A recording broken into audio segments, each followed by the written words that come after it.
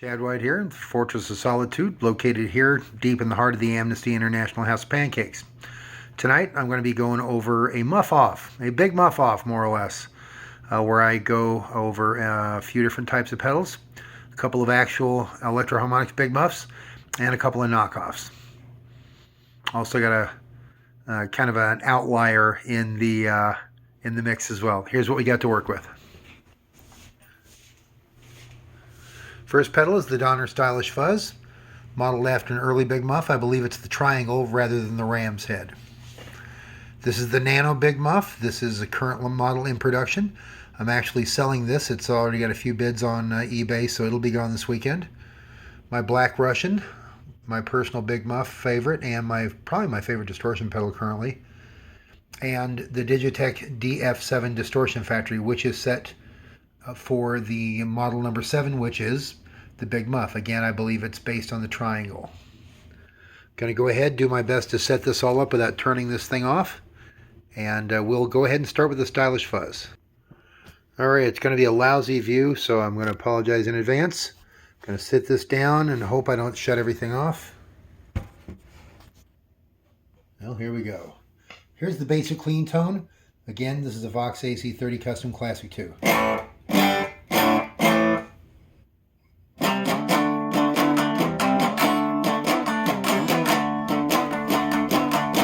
Love this amp. Okay, here's the Stylish Fuzz. Hell of a lot of gain. I have all the big muffs set with the tone at noon, the sustain at noon, and the volume cranked.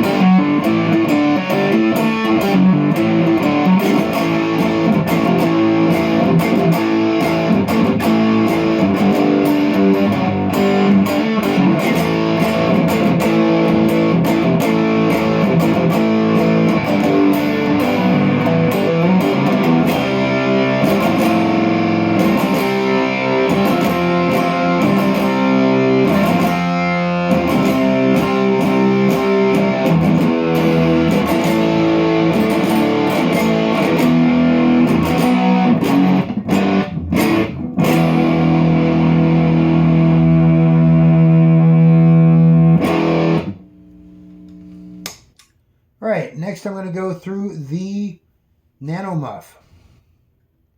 Plugging that in, turn it on right now as a matter of fact.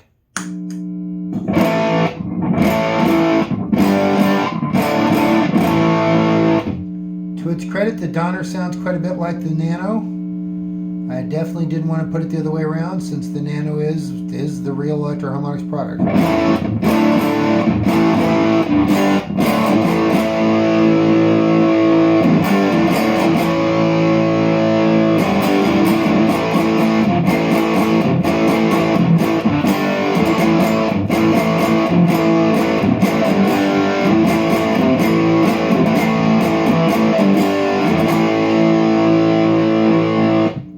Pleasant Valley Sunday in.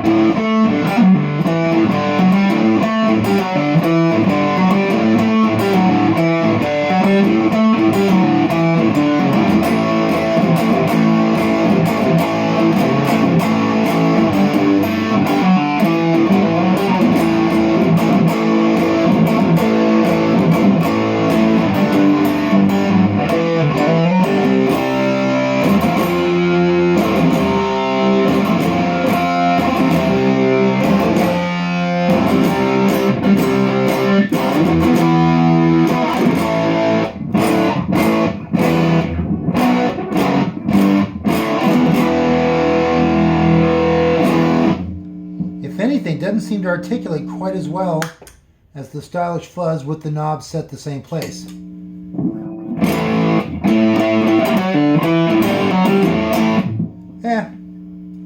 Could just be my imagination. Next we're going to go through the Black Russian. Let me make sure this is still going. Yes, we're still going.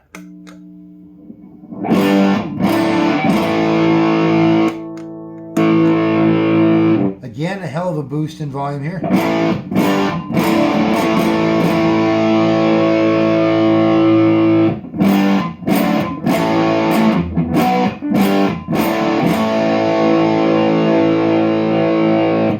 Cheesy 1982.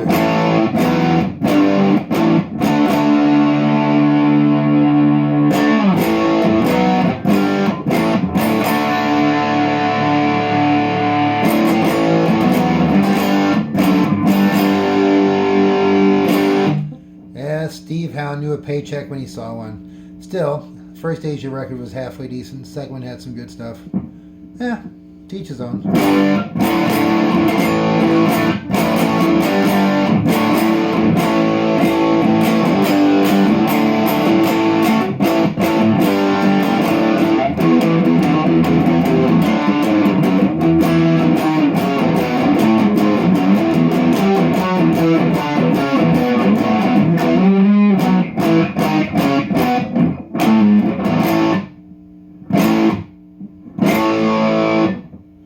Now what I'm noticing, a little less gain with the Black Russian. Matter of fact, I'm going to try some with the Black Russian. I'm going to put the sustain all the way down. Keep everything else as it was. The volume is still dimed. The tone is halfway. It's on noon.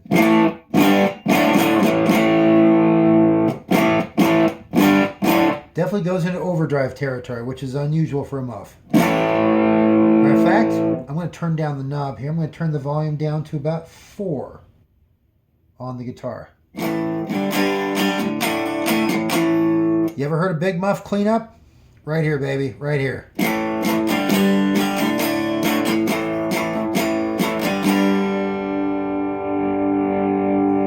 the sustain up to about 9 o'clock. Let's see how it cleans up at 4 o'clock again, on 4 on the volume knob again on the guitar.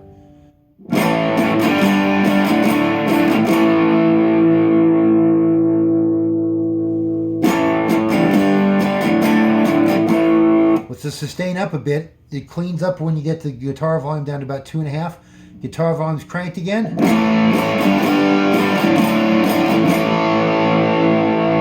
That cleans up amazingly well. Let me go ahead and try to see how the Nano will. I'm putting the Nano sustain on 4 on 9 o'clock. And I'm putting the guitar volume down to about 2.5 on this one as well.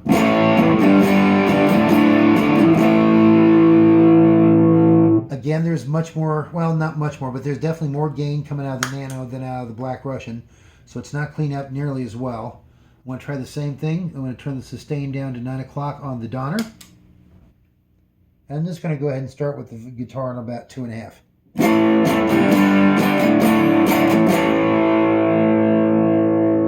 So that one cleans up about halfway between, the Donner cleans up about halfway between the Electro Harmonix Nano Big Muff and the Electro Harmonix Black Russian. Next we're going to go through the DF7. I'll tell you right now, the DF7 has lower output, but it has more EQ. You can have a parametric EQ with a sweepable mid, and you do have low and high. So you get quite a bit more EQ control, but no matter what you do, that volume is going to be lower. Still, going to be higher than what you start with. Again, here's the basic tone, and here's the DF7.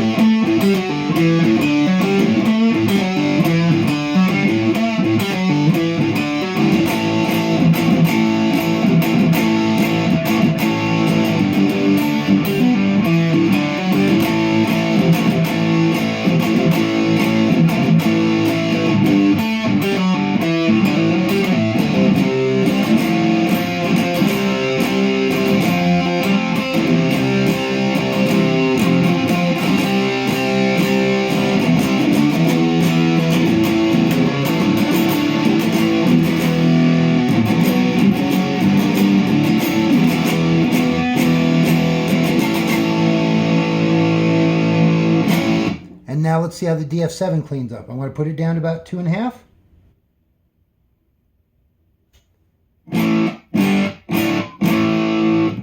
I'm wondering if it's because it's a digital model rather than an analog pedal.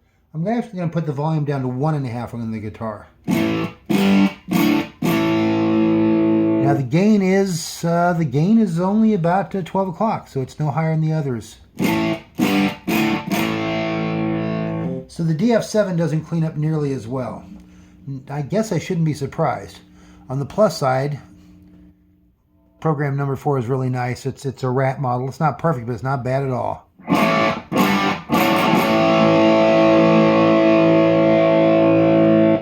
Speaking of rat, that's what this last pedal is right here. The Muff-off.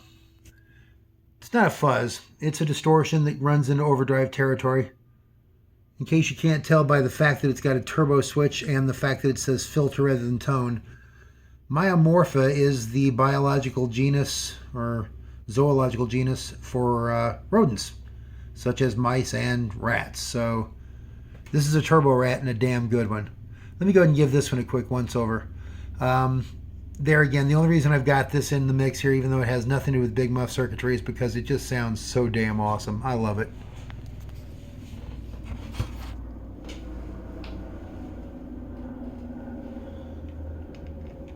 Here we go.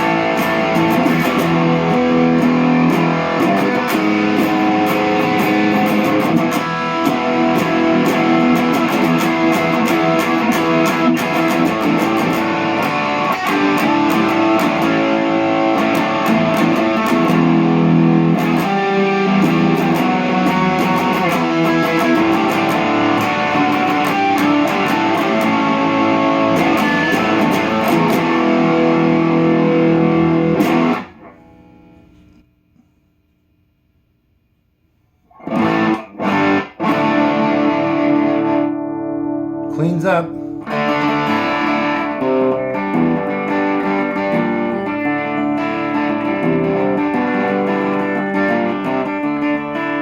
Matter of fact, if you roll the volume down somewhat, you definitely get more of an overdrive and less of a distortion. Mind you, if you crank the distortion, you get much more of a fuzz.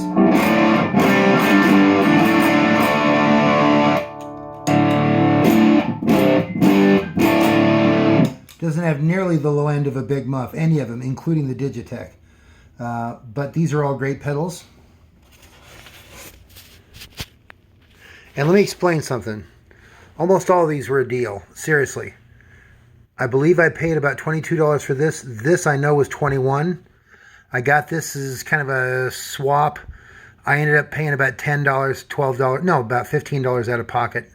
Ended up doing a pedal swap that ended up after a couple generations with this, kind of like one of those episodes of MASH where everybody ends up with BJ's Long Johns by the end of the episode. This I got with a New York City reissue for $35 for both of them. I sold the reissue almost right away. And this I got for $35 about 10 years ago. The point is, these are all good values. These are all terrific. I'm not going to get a whole lot of money for this, but I didn't pay a whole lot of money for it, and that's fine. These all work well. These all serve a great purpose. My personal favorite is still this one, although I have to admit, each does have its own particular groove. I love the low end out of this, and I love the fact that it has just that little extra bit of oomph. Even though I do prefer this overall, this does have a nice push to it. And, dude, you gotta love a rat. Once again, this is Chad White, not the Forest of Solitude. You know, I live in the Fortress of Solitude here at the Amnesty International House of Pancakes, and I hope you do well. I hope I do well. Jeez Louise, been a long day.